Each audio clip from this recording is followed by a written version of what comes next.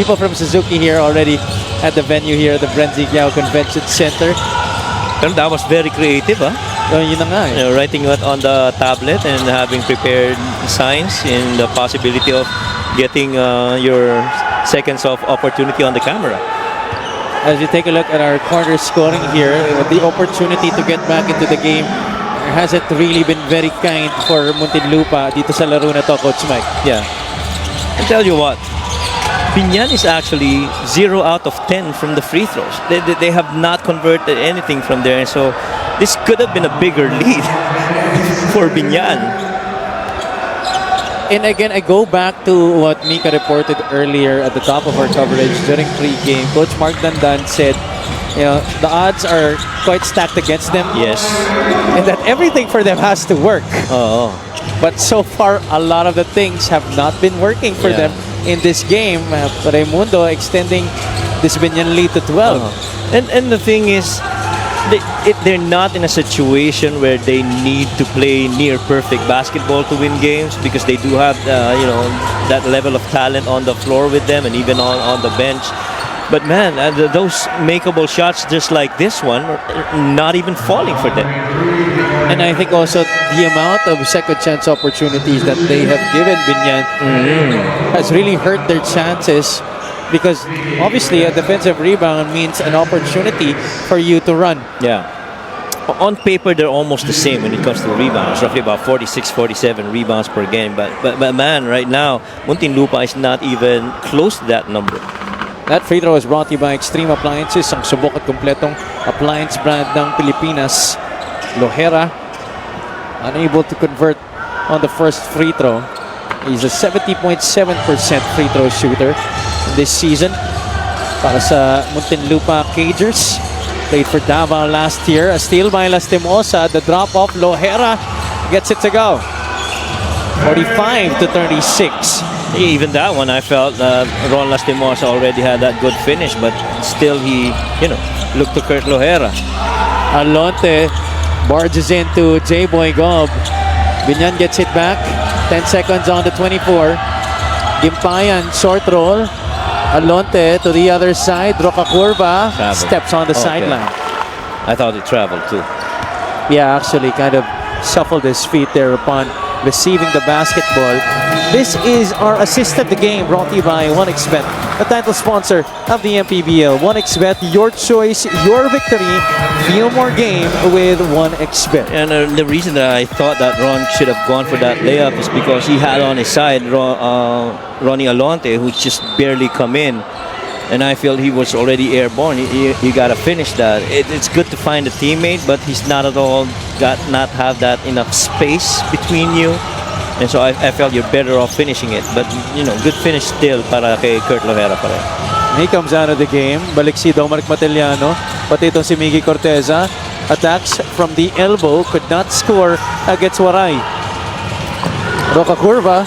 He will go all the way to the cup, ladies and gentlemen. Well, at least from what I saw right in front of me, two of the fastest guys going downhill for Biñan. Kenny Rocacurva and J. Gimpayan. And those two filled that lane very well for Biñan. Corteza lines up a three. That one's long. Rocacurva collects the board. Kenny, nobody stopping the basketball. Gimpayan rises up for the finish.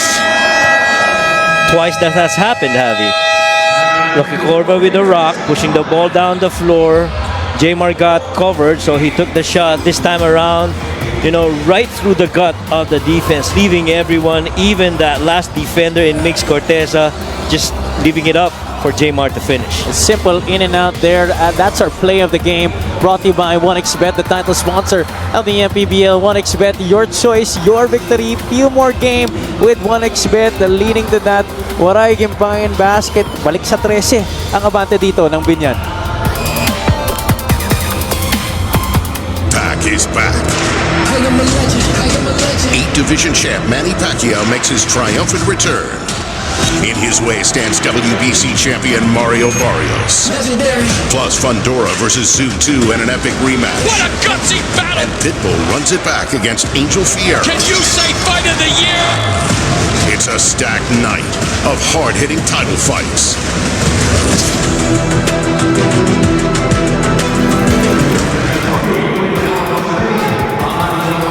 Pac is back this July 20. Our CEO and founder, Manny Pacquiao, steps back into the ring to challenge Mario El Azteca Barrios for the WBC Welterweight Championship. You can watch the fight live via Blast TV pay-per-view this coming July 20, Sunday at 8 a.m. Just download the Blast TV app, available on Google Play and the App Store.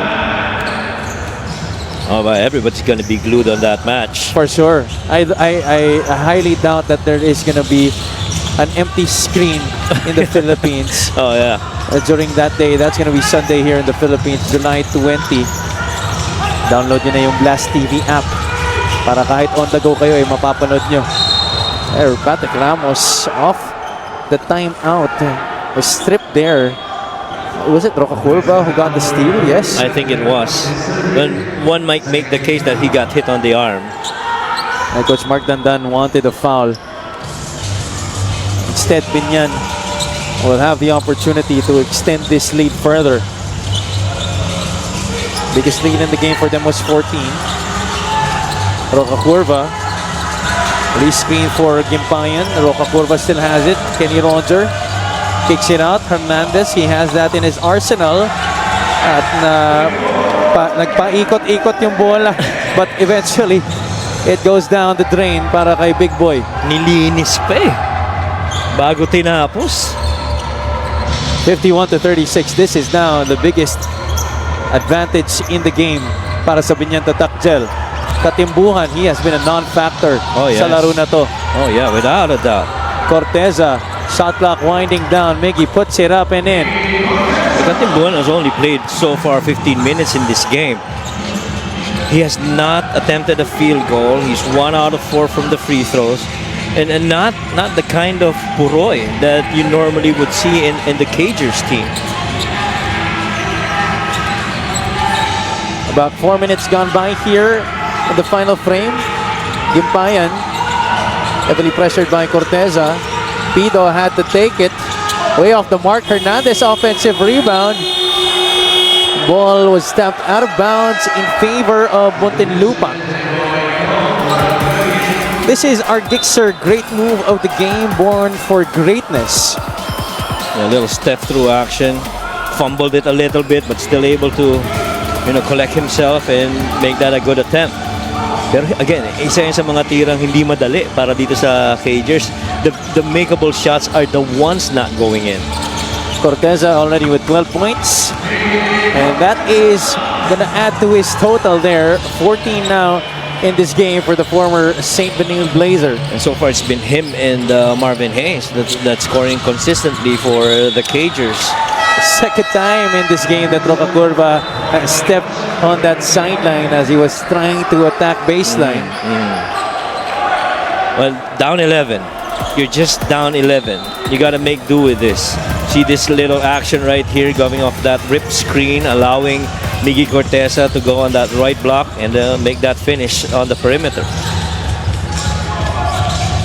Oren Bonifacio is back for Coach Boyd Fernandez. Same action. Katimbuhan. Pass to the other side. Dominic Mateliano rises up for the shot. Ramos and Katimbuhan tap it to Corteza.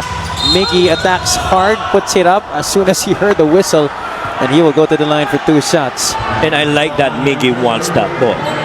Give it to me. That's what he's been asking even earlier in that run of that set.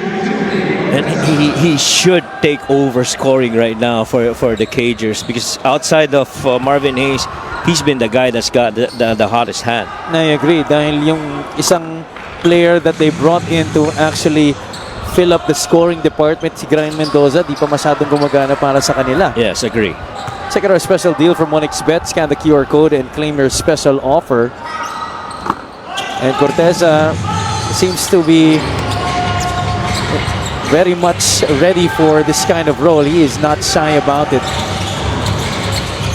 51-42. Lead down to single digits.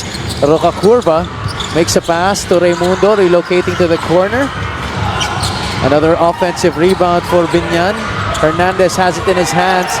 Two blue shirts in front of him. He still forces it up. That one's a miss. Okay, just gotta push it. You're not, you know, supposed to allow yung defense to set up. Pero again, stretch na rin kasi mileage ng ibang players dito sa Cagers. No? Oh, what a finish! Oh, Ramos had to improvise there.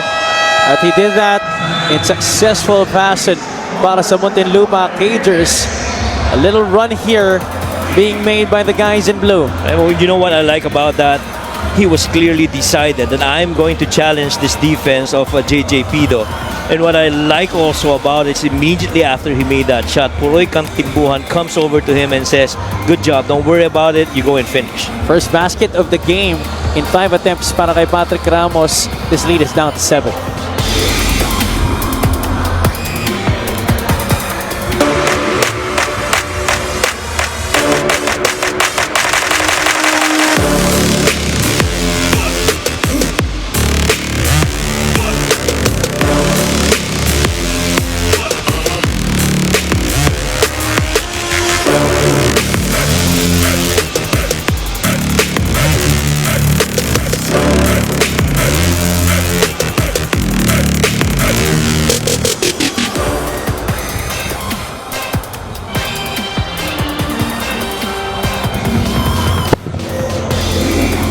Nagbabalik ang inyong Maharlika Pilipinas Basketball League, ang liga ng bawat Pilipino. We're live from the Brenzigiao Convention Center in San Fernando, Pampanga, where Warren Bonifacio has put on another fantastic performance with 10 points and 5 rebounds. More on him galing kay Ms. Mika Abisames. Sabi Coach Mike, you guys talked about Warren Bonifacio's role at the front line. Minabuti kong makibalita. Kinamusta ko siya. As someone who was always used to being the focal point of plays, he said, happy ako dito kasi ang daming options. Mas na-explore ko yung position ko. So far, he has already learned a few from his kuyas. Kay Ping daw, natuto siyang pumasa sa ilalim. Kung paano ayusin yung posisyon niya at kung paano mag-seal ng tao. Kay Jason Ballesteros naman daw, tamang pag-rebound as a defensive player. Generally, Warren's bigger dreams, this is the right place to build them. Have you, Coach Mike? Thank you so much, Mika. And he's slowly realizing it right now in his short time that he's had for the Tatakzel. Only his second game this season after moving on over from the Pasay Voyagers. Wow. You know, that report by Mika, two things you take out of it which is pretty scary. One, ang daming options. Two, ang dami pang dapat matutunan. I mean, what else can a Warren Bonifacio try and learn? Well, you do have Mark Pingris and all the rest of the elder guys from Biñan, but there's so much acceptance on the role of Warren Bonifacio's side that hey, I might be the man when I was in the Pasay Voyagers, but right in here, I'm a student of the game, and I got this opportunity to learn from the guys who came before me. And what a really good opportunity for Warren Bonifacio. There's just so many upside with him coming in here. That's why when that news came out that he was coming here in Biñan, I knew it was beneficial really for Biñan. Ramos splits his free throws. But when I look at Warren Bonifacio play, coach, it's like watching a Tim Duncan with the Spurs. That's a very good analogy. Exactly. In control, does not command the ball, plays within the system, very silent, pero deadly. Oh, nice under goal style. Oh, everything but the shot there for Muntinlupa. Ramos fumbling the reverse. That would have been a good opportunity to make this a 4-point game. They're down only 6. 3 minutes and 17 seconds to play in this game. Raimundo trying to use the full length of their shot clock. Rises for the 3. No, the tap ends up with Ramos. There you go.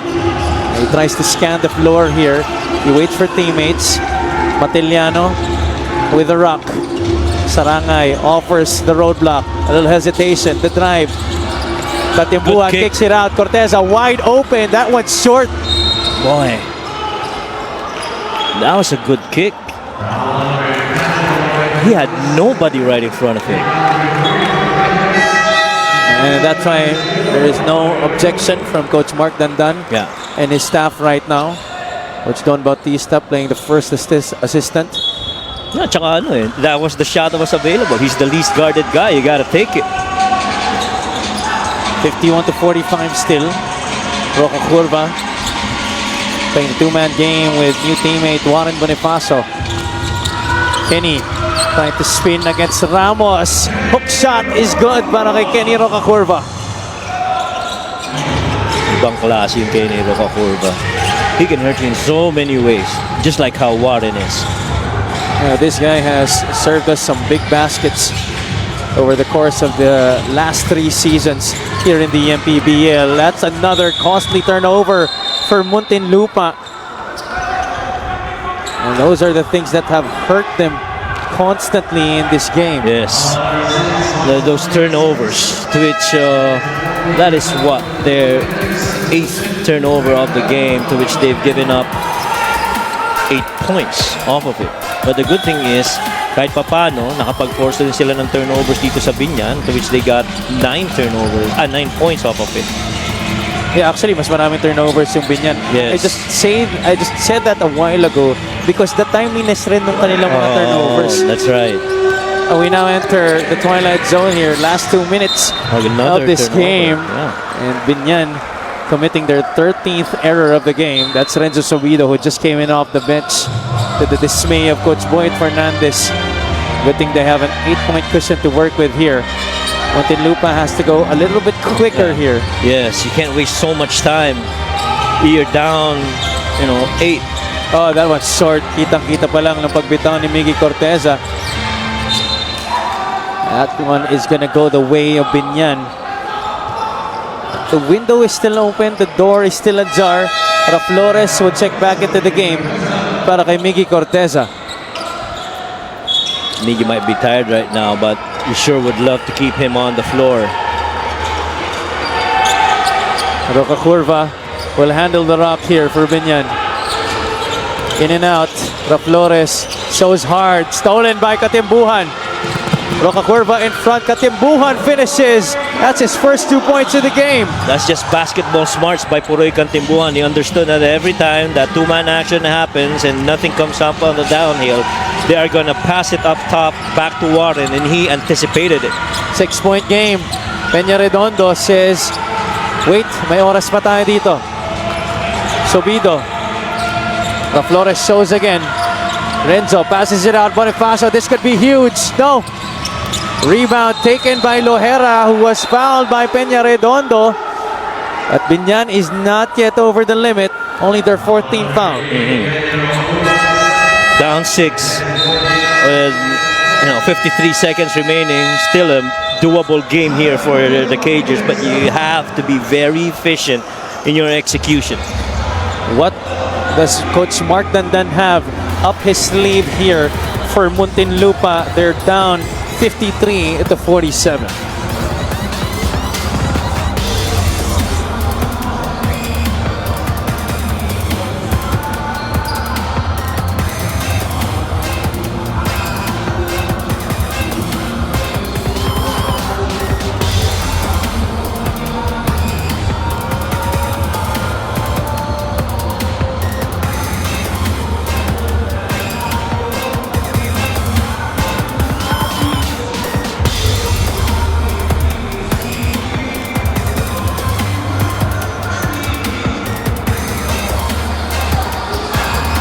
This 3-point shot of the game is brought to you by Extreme One-Stop Shop Appliances. Big triple right there coming from Miggy Corteza, but that was moments ago. His team down by 6 with 53.7 seconds remaining in this game. Biñan just called what could be their final timeout. Oh no, it was Muntinlupa who actually called the timeout.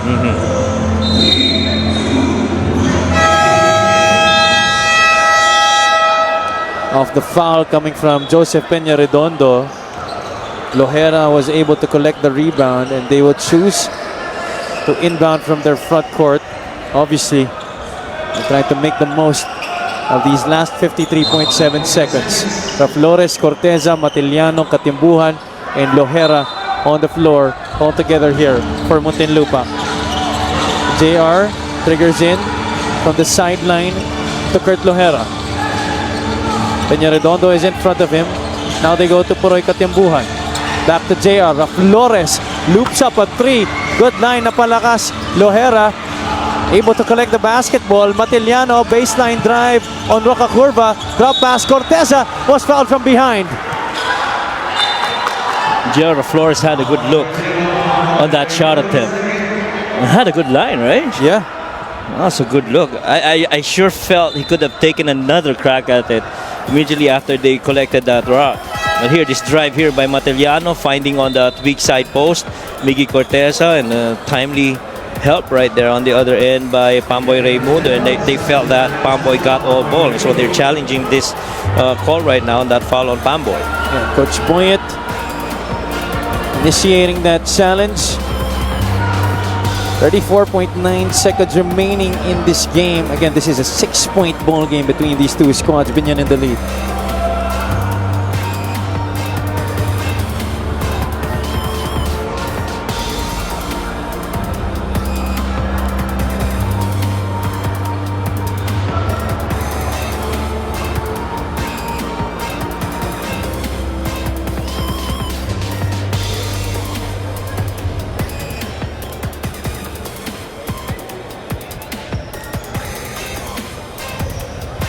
Upon review, the challenge was successful. There's no foul. Ball possession stays with the Cagers with 8 on the shot clock.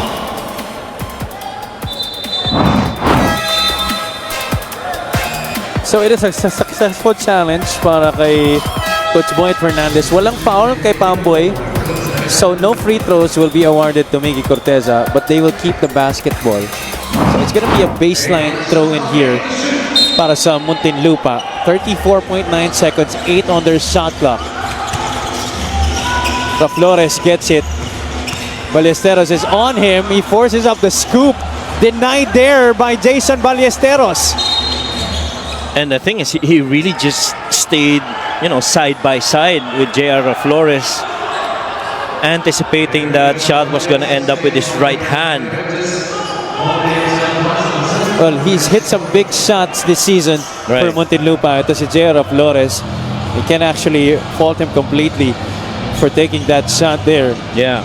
Just impressive defense shown by Ballesteros. Right, and understandably, the reason he put that ball on the floor because he generated a closeout, and so he got to attack the paint. But unfortunately, it's the lengthy Jason Ballesteros he had to contend with. Substitution. Still showing us that he's still fully capable of keeping in step, coming from the outside, moving defensively. Ito si Kuya Jason Ballesteros. JJ Pido will be tested at the free throw line here para sa Biñan. Both teams already over the limit. 25.9 seconds. Pido missing on the first. Biñan is 7 out of 11 from the free throw line. Pido is an 84% free throw shooter. He should make the second one. Oh, 0 out of 2. Sarangay gets the rebound. Ramos goes inside, challenges Ballesteros. Access denied once again. You know where you're getting off that shot against Jason Ballesteros. This is where experience comes into play here. Yes. Patrick Ramos, had he known that it was actually Jason Ballesteros, but you can't blame the kid as well because he's trying to go for a quick one, and that's his strength, attacking the basket. Yeah. Tsaka nakadepensa rin si Pamboy kanina sa kanya, and again, you gotta credit with that good defense of Pamboy not giving that shot to him. Matiliano loses it, and that I think will be it. Biñan will walk away with a victory here. That's the clincher there. Raimundo scoring of the Muntinlupa turnover. The Biñan Tatak Gel win 3 straight ball games.